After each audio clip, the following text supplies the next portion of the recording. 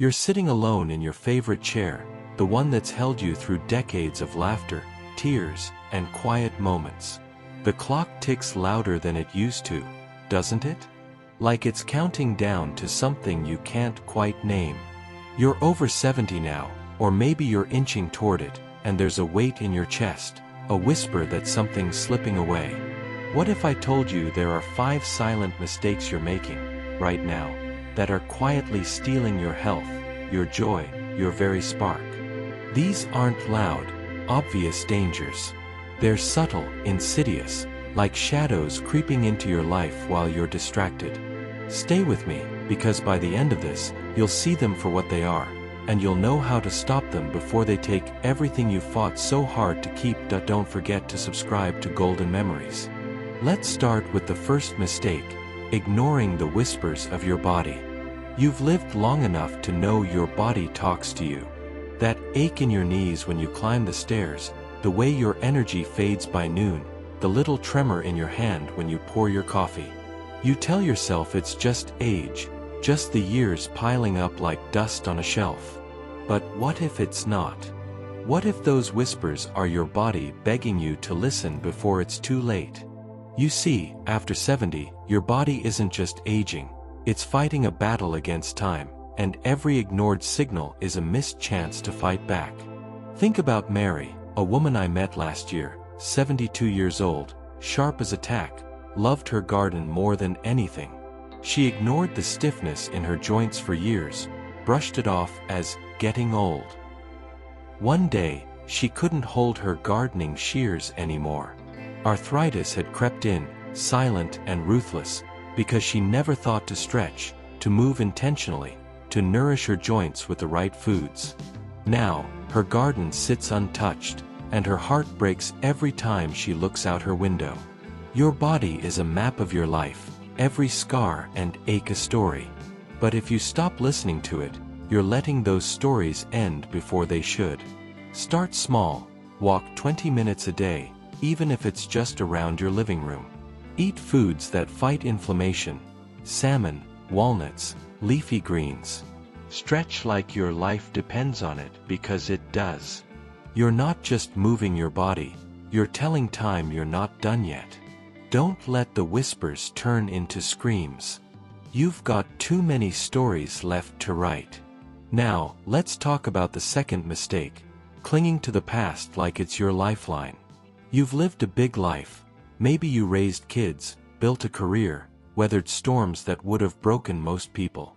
Those memories are treasures, but when you hold them too tightly, they become chains. After 70, it's easy to live in the rearview mirror, replaying the glory days, the what-ifs, the regrets. But every moment you spend, there is a moment you're not here, in the now, where life is still happening. I knew a man named Tom, 76, who used to run a small hardware store. He'd sit in his recliner, telling anyone who'd listen about the days when his shop was the heart of the town. But the town changed, the shop closed, and Tom stopped living. He didn't see the new coffee shop down the street, the grandkids who wanted his stories, the community center looking for volunteers. His world shrank to the size of his memories, and his heart shrank with it. The truth is, your past isn't your anchor, it's your foundation. Use it to build something new. Try one new thing this week. Join a book club, take a painting class, call an old friend you haven't spoken to in years. Your life isn't over, it's just waiting for you to turn the page. Don't let yesterday steal tomorrow. The third mistake is one you might not even realize you're making: starving your soul. You've spent decades taking care of others, your spouse, your kids, your job. But now, when the house is quieter and the days are longer, what's feeding you? Not your body, but your spirit. After 70, it's easy to let your soul go hungry, to fill your days with routine, TV, chores, the same old conversations. But your soul needs more than that. It needs purpose, connection, something that lights you up inside. Think about Clara, 81, who always loved music but never had time to learn an instrument. She thought it was too late, that her fingers were too stiff, her mind too slow. But one day, she picked up a ukulele at a community center, just for fun. Now, she plays for her grandkids, her eyes brighter than they've been in years. Your soul doesn't age, it hungers. Feed it with beauty. Listen to music that moves you, walk in nature, pray, meditate, or just sit in silence and let yourself feel. Connect with people who lift you up, not drain you. Find one small thing that makes your heart sing, and do it without apology. You're not just surviving, you're meant to thrive. The fourth mistake is letting loneliness become your shadow. After 70, the world can feel like it's shrinking. Friends move away, loved ones pass on, and suddenly, your phone doesn't ring as often. It's easy to think you're better off alone, that you don't need anyone, that you're fine in your quiet house. But loneliness isn't just a feeling, it's a thief. It steals your health, your energy, your will to keep going. Studies show it's as bad for you as smoking 15 cigarettes a day. I met a woman named Ruth, 78, who lost her husband and thought her life was over. She stopped going out, stopped answering calls. Her health spiraled, high blood pressure, sleepless nights, a heart that felt heavy in every sense. Then, one day, she went to a local knitting group, just to get out of the house. She found laughter, stories, people who cared. Her blood pressure dropped, her smile came back. Loneliness doesn't have to win. Reach out, even when it's hard. Call someone you haven't talked to in years. Join a group, even if it's just for coffee. You're not alone unless you choose to be. There's a world out there waiting to know you. The fifth and final mistake is the most dangerous: believing you're too old to change. You've lived 7 decades, maybe 8. You've seen wars, recessions, revolutions. You've built a life, brick by brick.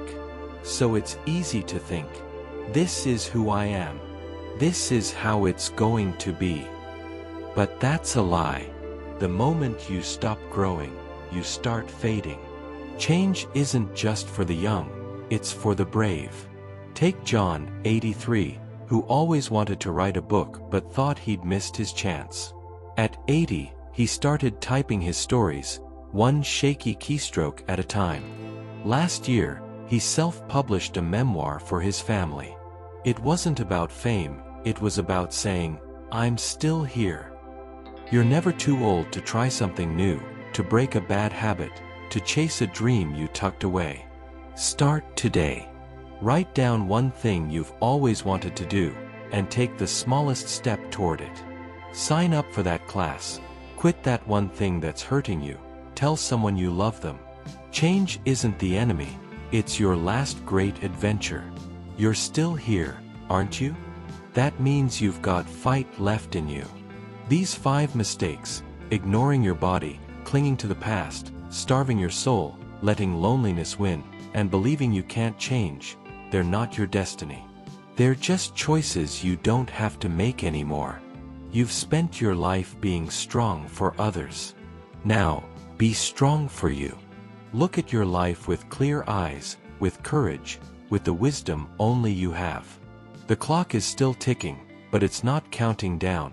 It's counting up, to every moment you choose to live fully. What will you do with it? I believe in you. Now go show the world you're not done yet.